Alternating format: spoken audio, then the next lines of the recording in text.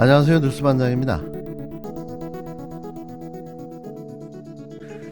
저희 안철수, 윤석열 두 사람은 오늘 더 좋은 대한민국을 만드는 시작으로서의 정권교체, 즉 더 좋은 정권교체를 위해 뜻을 모으기로 했습니다. 오늘부터 정권교체를 향한 국민의 여망을 담아 국민통합과 대한민국의 미래로 가는 대장정을 시작합니다. 오늘 단일화 선언으로 완벽한 정권 교체가 실현될 것임을 추호도 믿어 의심치 않습니다. 반드시 정권 교체를 이루어 오직 국민의 뜻에 따라 대한민국의 변혁과 혁신을 위한 대전환의 시대를 준비해 나가겠습니다. 저희 두 사람은 원팀입니다. 서로의 부족한 부분들은 메워주면서 반드시 정권 교체를 이루고 상호 보완적으로 유능하고 준비된 행정부를 통해 반드시 성공한 정권을 만들어내겠습니다. 2일 열린 마지막 대선 후보 3차 TV 토론회가 끝나고 몇 시간 뒤 국힘당 윤석열 후보와 국민의당 안철수 후보가 단일화에 전격 합의한 것으로 알려졌는데요. 안철수는 대체 뭘까요?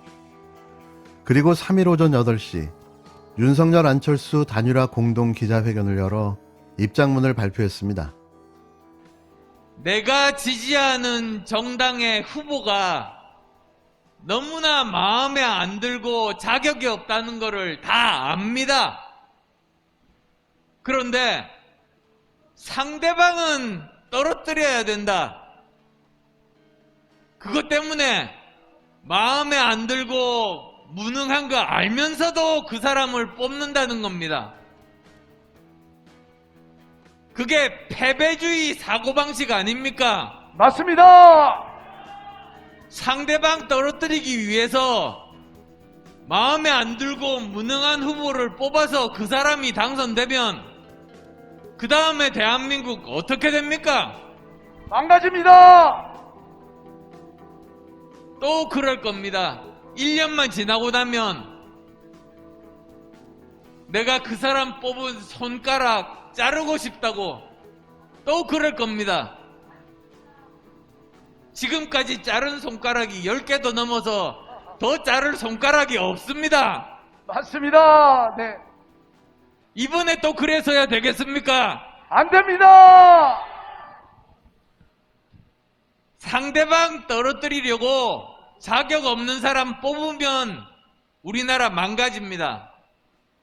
오히려 자격 있는 사람, 정말 저 사람은 대한민국 살릴 사람 뽑으면, 그런 용기를 가지면 그 한 표 한 표가 모여서 결국은 내가 뽑은 자격 있는 사람이 당선됩니다.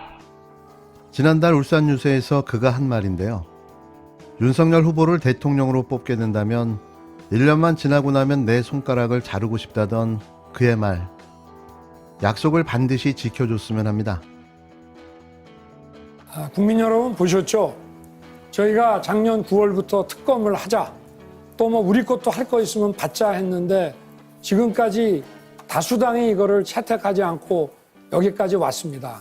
그러고 선거를 지금 일주일 남겨놓고 또 특검을 하자고 그럽니다.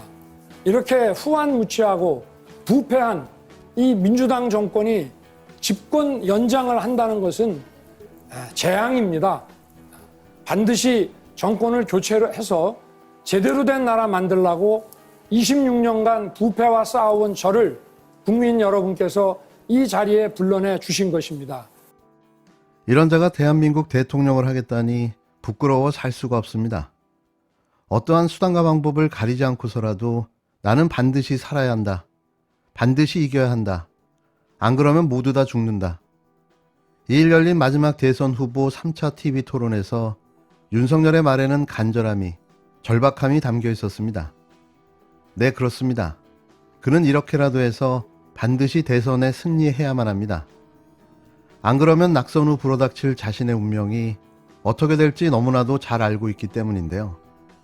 대선이라는 그늘에 가려진 온가족 범죄와 비리, 그리고 자신이 검사 시절 저질렀던 온갖 추악한 범죄 사실로 그는 당연한 대가를 치러야만 합니다. 이러다 보니 당연히 사활을 걸 수밖에는 없는 거죠. 그는 이날 작심이라도 한 듯 각종 확인도 안 된 카더라라는 찌라시에 입에 담을 수조차 없는 범죄의 사실까지 묘사하며 전 국민이 보고 있는 TV 토론회에서 품격이라고는 찾아볼 수 없는 황당한 작태를 보여줬는데요. 이렇게 싸구려가 있을까 싶을 정도였습니다. 존경하는 국민 여러분, 정말로 위기입니다. 이 심각한 위기를 이겨내기 위해서는 역량 있는 대통령이 필요합니다. 부정부패하는 주가 조작 이런 거 하는 후보들 하면 안 됩니다. 좀 전에 보셨습니다. 당연히 특검해야지요. 특검하고 책임은 대통령이 되더라도 져야 된다. 이거 동의하지 않는 거 여러분 보셨지 않습니까? 이것으로 저는 분명하게 결론을 낼 수 있다고 생각합니다. 저는 정치를 왜 하는가를 언제나 고민합니다. 정치는 우리 국민들의 더 나은 삶을 만들기 위해서 하는 것이어야 합니다. 저는 제가 어릴 때 못 입어본 교복 때문에 무상교복 정책 시작했고 시장에서 주워온 과일을 먹었던 그 아픈 기억 때문에 어린이집 과일 공급 사업 시작했습니다. 저는 정치가 상대방의 발목을 잡고 이렇게 음해하고 이런 것이 아니라 국민을 위해서 누가 더 열심히 일하는가를 실적을 가지고 경쟁하고 검증받는 것이어야 한다고 생각합니다. 그래서 통합정부가 반드시 필요하고 더 나쁜 정권 교체를 넘어서서 정치 교체가 꼭 필요하다고 생각합니다. 정말로 좋은 기회를 맞았습니다. 이번에 정치 교체해서 제3의 선택이 가능한 정치 체제 만들어야 합니다. 개헌과 입법을 통해서 통합 정부가 가능한 시스템도 만들어서 모든 정치 세력들이 여기 계신 안 후보님, 심 후보님 다 참여해서 정말 진정한 국민내각 만들어서 잘 사는 나라 꼭 만들고 싶습니다.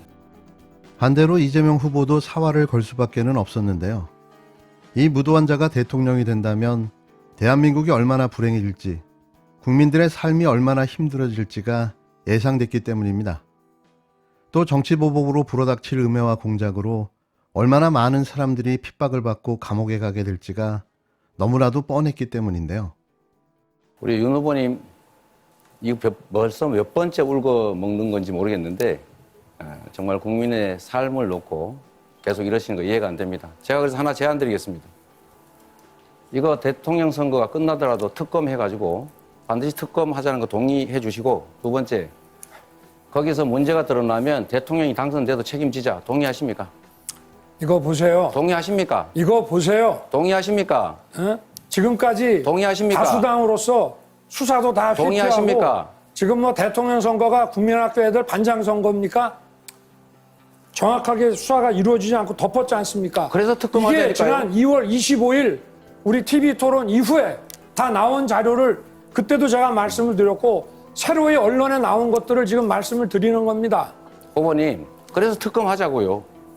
그거 왜 동의를 안 하십니까? 지금 동의해 주세요. 당연히 답답하면 수사가 동의하세요. 이루어져야죠. 특검해야죠. 아니 왜 당연한 거를 특검에서 지금까지 안 결과가 하고 있다가 나오면 이제 대통령이 얘기하십니까? 당선돼도 책임지죠. 네. 자 이제 30초 드렸으니까 넘어가겠습니다. 대답을 안 하시네요. 네. 당연히 수사 이루어져야죠. 네. 이날 토론의 하이라이트는 바로 이 장면이었습니다. 대한민국의 미래를 이야기해야 하는 대선 후보 토론에서 기다렸다는 듯 자신의 주도권 토론 시간 9분을 모두 사용해가며 말도 안 되는 대장동 찌라시를 읊어대기 시작했는데요. 저 인간은 대체 뭐하는 인간일까 하는 분노가 치밀어 올랐습니다.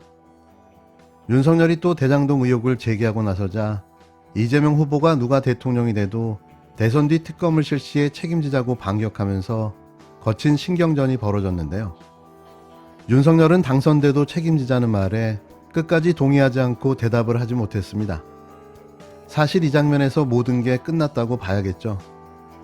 자신이 그토록 떳떳하고 당당하며 결백하다면 대답을 했어야 맞는 건데요.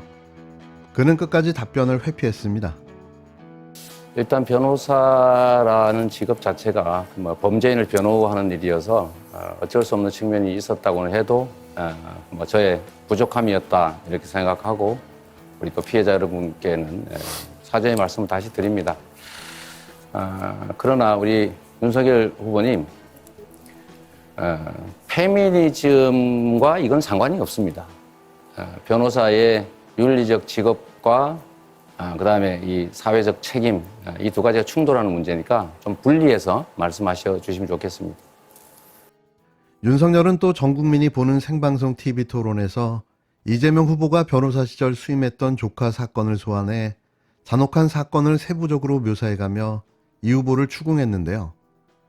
대한민국의 미래를 책임지겠다는 대통령 후보가 전 국민이 보는 토론회에 나와 참아듣기 혐오스러운 말을 자신의 대선 승리를 위해 아무렇지도 않게 짓거려댄 겁니다. 오로지 상대를 흠집내야 자신이 살아남는다고 생각하는 사람, 대한민국의 미래를 이런 자의 손에 맡기시겠습니까?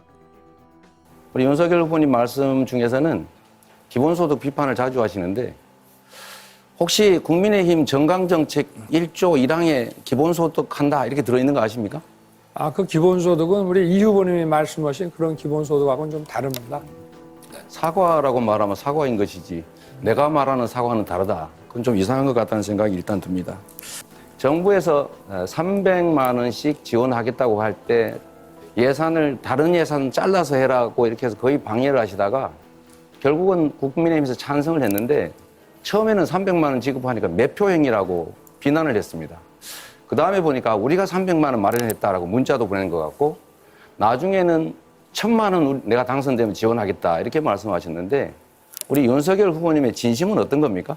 제가 드린 질문은 그게 아니고 처음에는 방해를 하다가 나중에는 비난을 하다가 나중에는 자기가 했다고 하다가 나중에 1000만 원 하겠다고 하는 것이 일관성이 없다 이 말씀인데 답변을 회피하는 것 같아서 좀 아쉽습니다. 이재명, 윤석열 후보는 토론 초반부터 추경을 통한 소상공인과 자영업자 대상의 300만 원 지원을 놓고 맞붙었습니다. 이 후보는 윤 후보가 지원을 방해했다고 비판했고 윤 후보는 이 후보가 자신의 정책을 모방한 게 아니냐고 맞받았는데요. 노인 의료 지원을 놓고도 이재명 후보는 임플란트의 추가 건강보험 적용을 주장했고 윤 후보는 이보다 더 중요한 필수적인 지원부터 해야 한다고 맞섰습니다. 안철수 후보는 전국민 재난지원금 지원을 놓고 이재명 후보와 논쟁을 벌였고 심상정 후보는 공약의 구체적 재원 마련을 놓고 윤 후보와 설전을 벌였는데요. 심 후보는 증세 없는 복지는 허구라며 이재명, 윤석열 후보를 몰아붙였지만 두 후보 모두 당장의 증세는 생각하고 있지 않다고 선을 그었습니다. 지지율 4%의 후보가 자신의 존재감을 알리기 위해 악정고투를 벌인 건데요. 피하 식별 없는 그의 모습이 왜 저럴까 싶었습니다. 신경전은 이 후보와 기본소득 정책을 놓고도 벌어졌는데요. 선거 막판 마지막 TV 토론이었던 만큼 후보들 간 신경전도 치열했습니다. 성평등, 성폭력 문제에 대한 해법과 인구절벽 문제를 두고서도 뜨겁게 격돌했는데요.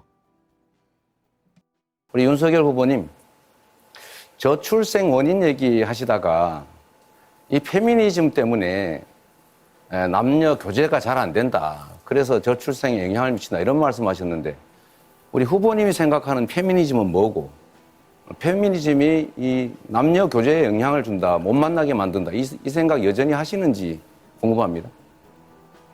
그래서 저는 페미니즘이라고 하는 것은 휴머니즘의 하나로서 여성을 인간으로서 존중하는 그런 것을 저는 페미니즘이라고 생각합니다. 글쎄요. 페미니즘이라고 하는 건 다시 제가 정리를 드리면 여성의 성차별과 불평등을 현실로 인정하고 그 불평등과 차별을 시정해 나가려는 운동을 말하는 것이기 때문에 그것 때문에 남녀가 못 만나고 저출생에 영향을 준다는 것은 전혀 사실이 아닌 것 같습니다. 네, 이어서 심상정 후보 발언권 드리겠습니다. 네, 오늘 윤석열 후보님께서 페미니즘은 휴머니즘의 일부라고 이야기를 하시는 놀라운 말씀을 들어서 특히 윤석열 후보의 여성가족부 폐지 공약과 페미니즘 발언을 두고 다른 후보들과 공방이 치열하게 전개됐습니다. 민주당 이재명 후보는 저출산 문제의 원인으로 페미니즘이 악용돼 남녀 간 건전한 교제를 막았기 때문이라는 윤석열 후보의 발언을 문제 삼으며 포문을 열었는데요. 이재명 후보는 더 이상 구조적 성차별은 없다는 발언도 거론하며 윤 후보의 성평등 관련 인식을 비판했습니다. 심상정 후보는 윤석열 후보의 여성가족부 폐지 공약과 무고죄 처벌 공약이 남녀 갈라치기적이라며 공세를 폈는데요.